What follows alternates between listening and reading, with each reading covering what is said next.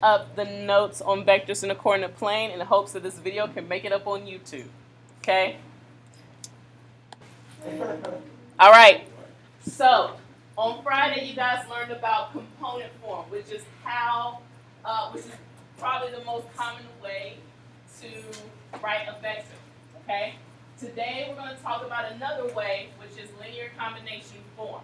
Okay? So, this is a continuation from your notes from the other day. And that form does not have the sideways carets and doesn't have the comma. Instead, it has i's and j's. And these i's, and this I and this j, they are vectors. And instead of a comma, you're either going to have a plus or a minus. Okay? Now, A and B represent basically those two numbers that are in the component form when you do the math out. Okay? So it's just another way to write a vector. So, to write a vector is a linear combination of vectors I and j. Say from this very first example where you have your initial point at D and your terminal point at E. The first thing you want to do is you want to get the component form. Okay? How do we get the component form? What do we do? All right, give me the numbers. What are they? 4 minus -2. 5 minus 3. Okay, so you do your terminal point minus your initial point, and we get what? 6, 2. Now, this was, writing component form, that would be it, you would be done. But because we're writing it as a linear combination, basically the 6 surfaces are A, and this 2 surfaces are B, in this linear combination form right up here. So our answer is 6I with the vector plus 2J with the vector. And that will be it. No sideways carets, no commas. Instead, we have i's and j's and pluses and minuses. Okay? So if you end up doing component form and one of these ends up being negative, then that means that you're going to either have a negative out here or a minus instead of a plus. And that's it. Okay? You guys got it? I want you to try A and B. Try A and B. All right, what you guys get for the component form for A? So it was 8 and 5 at first, right? So then you had 8I plus 5J. Awesome job. No carets, right? And you put the plus? Oh, I sure did. Thank you. And what about B? What was the linear combination here? -4I plus 9J. Very good. And if I asked you to tell me what is A and what's B in my component form, what's A? And B? 9. Okay? And that's all. That's all you do. You okay? Okay? Now, even with these, you could also do your operations like your addition and your subtraction. Okay? So, of course, it doesn't ask you right here, but what if I asked you to add these two vectors together? What would you do? How would you add those two vectors together? You combine your i's, you combine your j's. So it would be 4I plus 14j. Just that simple, okay? So you can still do your operations with these as well. Okay? We're good? Let's keep moving forward. All right? This is not bad. Okay? Because mind you, everything with vectors is something that we have done before. Magnitude, Pythagorean theorem, distance, okay. Adding and subtracting, okay? Old school adding positive negative numbers. What is component form was kind of like an old school mix of like slope and distance because you used to do x2 minus x1 and y2 minus 1 all the time. So all this has been stuff that you've done before. Even this, you can also find the component or linear combination form of a vector if you're given the direction and the magnitude, okay? So if you're given the direction is in relationship to what? What's direction? Like, usually measured in what type of measurement that we know of? Not meters? Degrees, okay? So when you're given the direction, basically they give you your angle and magnitude. What's another word for magnitude that we talked about when we went over vocab? It could be speed. It's a number. It's a number, a scalar quantity. Size. even length, okay? So basically, you can use your angle and your length of your vector to find exactly your component form, okay? Now you may look at this and you might be like, oh my God, what is this, okay? Well, how about this? See if I remember how to do this. Don't look at it, okay? Look at this instead. If I gave you a right triangle, and this was labeled A, and B, we know is a vector, so technically this whole side has a particular length. What would you use to find A? Not Pythagorean theorem. Sine, cosine, and tangent, because it's a right triangle. That A, is that your opposite side, adjacent, or hypotenuse? Adjacent. And this vector that we would know its length is our what? What trig function has adjacent and hypotenuse in it? Say again, a little louder. Cosine. And if you recall, you always set it up. Cosine of your, what goes beside cosine? Theta equals adjacent over hypotenuse. Now your hypotenuse is the length of this vector, also known as magnitude. And if I asked you to solve for A, what would you do to get A by itself? Multiply by the magnitude. So to find A, which is technically the first component of your vector, you would just multiply your magnitude by the cosine of your angle. That's where that came from, okay, in that picture. If I asked you to find B, is B your opposite, adjacent, or hypotenuse? Opposite side. And what trig ratio would you use to find B? Sine. You would set it up similarly. Sine of theta equals B over the magnitude of your vector. Then to find B, all you would do is your vector, your magnitude, times the sine of your angle. That's where that came from, okay? So you can use old school right triangles if you ever forget what these formulas are, okay? Any vector that's in standard position with this initial point at the origin, you can always find this terminal point. So this is basically another formula. To find your vector in component form, you just take the magnitude, times it by the cosine of theta, and then your magnitude times it by the sine of theta. The magnitude is always the hypotenuse, yes, of that right triangle.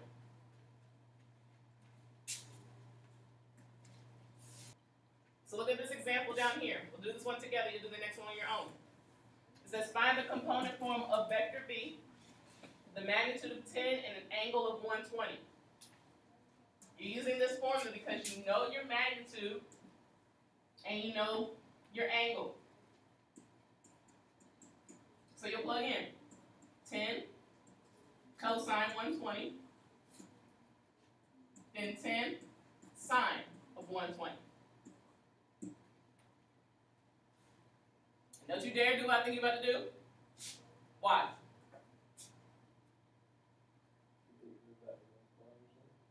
We are going to multiply, but why do you not use your calculator here? Because it's on the unit circle. You haven't left it. It's still there. It's very much still there. What's the cosine of 120?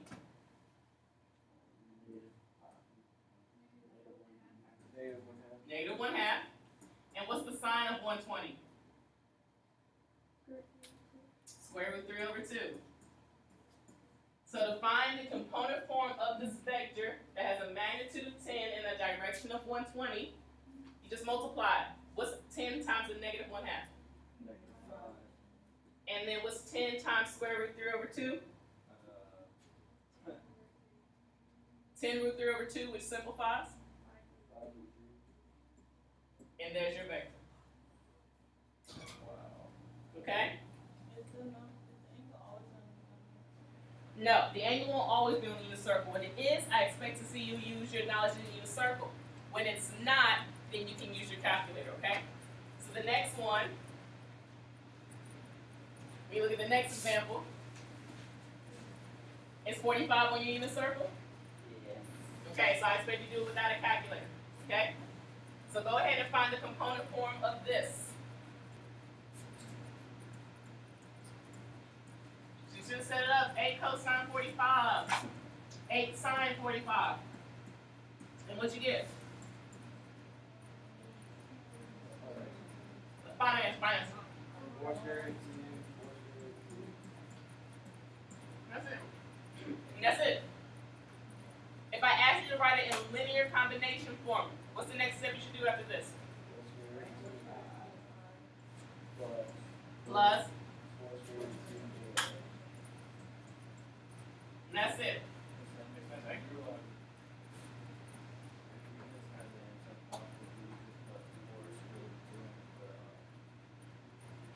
Guys and Jason? Yep. By doing it this way, at least I get to see that you do know the correct way to set it up. And just in case if anything happens with like your unit circle knowledge, say you get things backwards, at least I know that you had it set up right. You just missed it there. So that's the opportunity to get some points for showing your work. And you should never really forget that cosine goes with the first component and sine goes with the second, because think of your unit circle. Cosine was what? The first point, and sine was your second. Okay? So how are we with figuring out the component form when you're given the magnitude and direction? You guys okay? All right. Last little bit before we finish up with this part of the notes is to find the direction angle of a vector. So say I ask you to find the angle now instead. That's where tangent comes into play, like the whole SOHCAHTOA thing. Okay? So cosine helps you find your first component, sine helps you find your second, tangent actually helps you find your angle. Okay? And it's very simple. I know you're looking at this like, well, what's this whole extensive formula? Remember, that's what we used to figure out what A and B were. But it's nothing but A and B, so you can really just say tangent theta equals B over A. That's all it is. That's equal. It's an equal sign.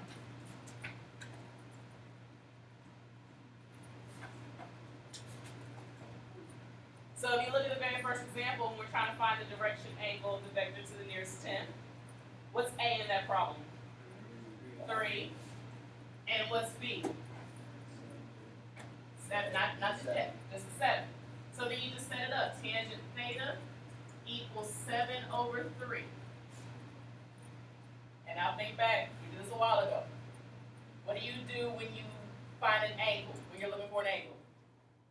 You have to do the tan negative. What's that called? Inverse. The inverse. So you do the inverse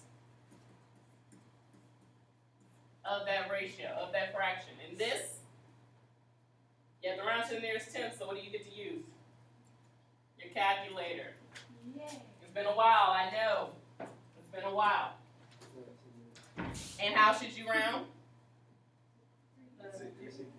3 sig figs if I don't tell you how to round, but I tell you how to round in this one. So nearest 10. And you get 66.8 degrees. That is theta. Okay?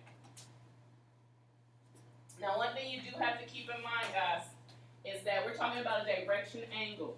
Direction angles always come from your positive x-axis going counterclockwise. We talked about this in lesson 33 when we were going over vocabulary definitions and things like that, okay? So you take a look. This 3i plus 7j. Both a and b are positive, so what quadrant is that in? The first. You go over 3 units and up 7. So it's basically a vector located in standard position going this way. So yes, 66.8 would be this angle right here. Do keep that in mind, okay? So if you ever ended up with a negative angle, how would you find the positive version? You would take that angle and then subtract it from 360 to get a positive one. I want you to do B. Do B. So when you first did this, you did the inverse of tangent.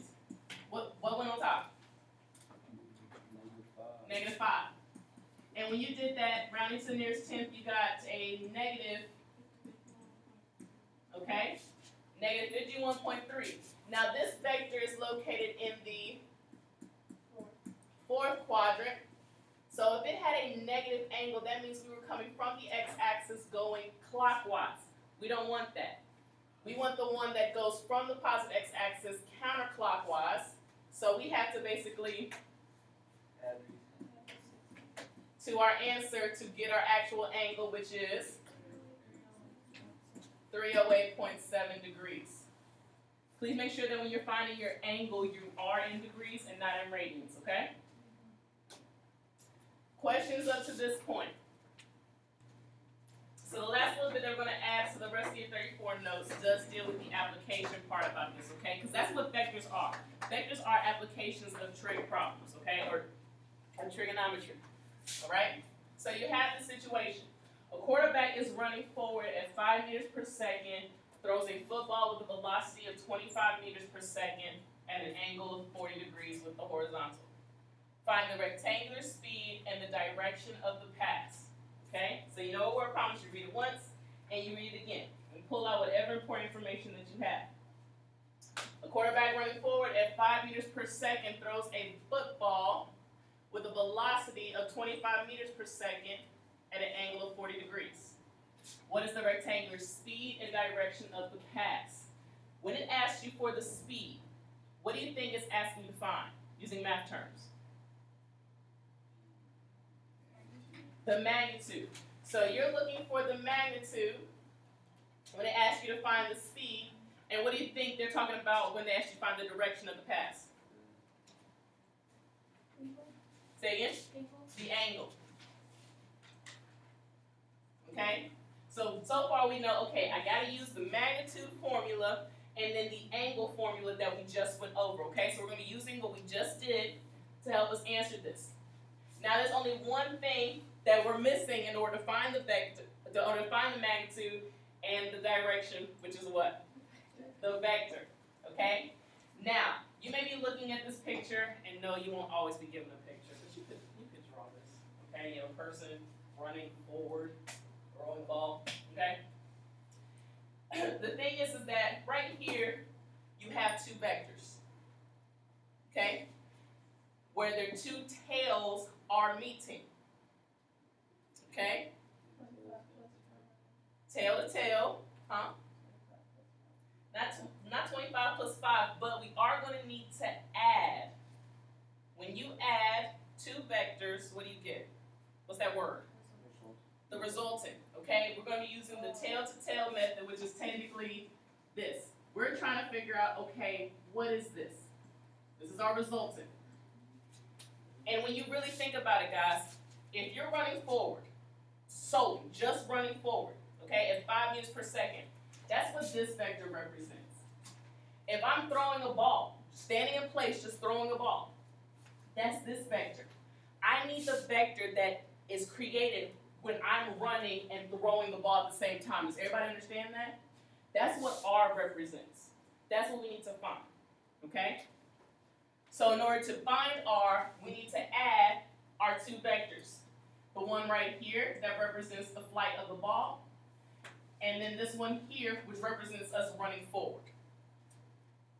Because the resultant basically is what is the sum between you running and throwing at the same time. Okay? Both things happening at the same time. So, if we look at vector 1, we have to figure out exactly what is the component form of the vector. What do you think this 25 represents? The magnitude. And this 40 represents the direction. So when we had the direction and the magnitude, wasn't there a formula we just did to figure out the vector? I hear some flipping back in some notes. When we have the magnitude and the direction, we use a formula. It's with the cosine and sine. It's the magnitude and the magnitude of sine theta. This is what you use to find the component form of a vector.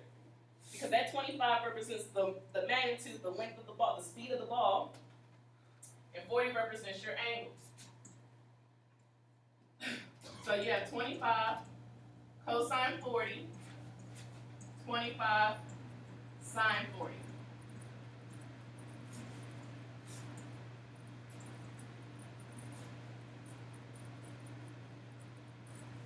That is your vector. That is a V1, because we got two vectors here that we need to add together. Now, you can type this into your calculator and get a decimal, but the one thing I definitely don't want you guys to do is round prematurely, because we have to find the magnitude and the angle of the resultant. So how about this? Let's just leave this like this for right now, okay? Let's find vector 2. What's the magnitude of vector 2? 5. And it's not a trick question. If I'm running along a horizontal, what's my degree? 0. Because I'm not going up or down as a football field is flat. If it was going up, that would be a little bit of a disadvantage.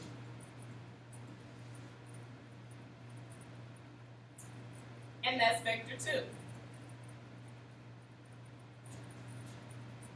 Are we okay up to this point?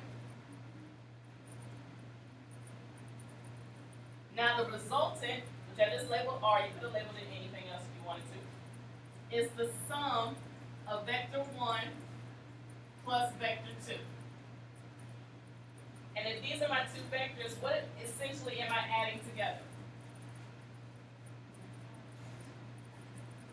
I'm adding my x's, my cosines basically, and then my sines. So go ahead and do that on your calculator, okay? Go ahead and do that on your calculator. And I'm just going to write it. You don't have to write it, okay? This is more for the video's sake, okay? So right now what you're doing is you're taking 25 cosine 40 and adding it to 5 cosine 0. And then 25 sine 40 and adding it to 5 sine 0. That's basically what you're doing right now.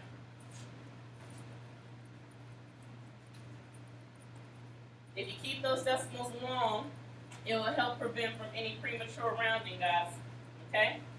So keep maybe about like 6 decimal places.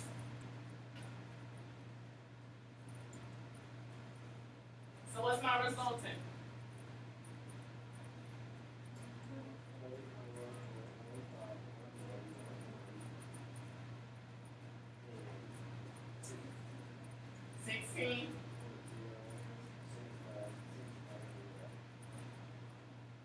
Roughly, okay?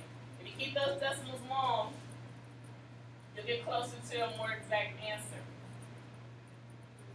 Now this is what you use to find the magnitude and the direction. It's not. I messed up.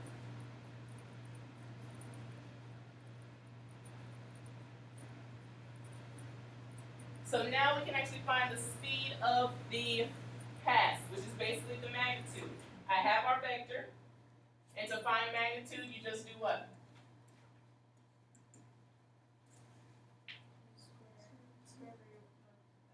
Square root. Basically my components. So go ahead and do that. You have those long decimals.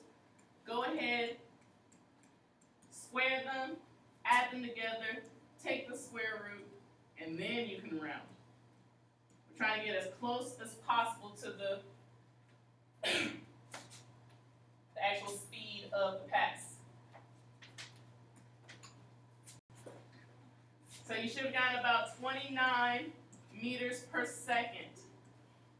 That represents the speed of our pass, that resultant vector that's in our diagram there. Did anybody not get 29? Now to find the direction. How do you find the direction? Just went over it. You do the tangent what?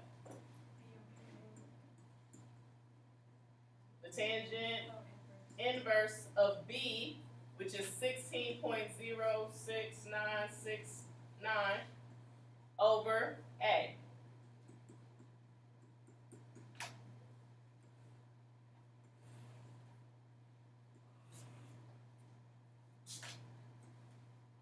And you'll get your angle or the direction of your pass. Type that in.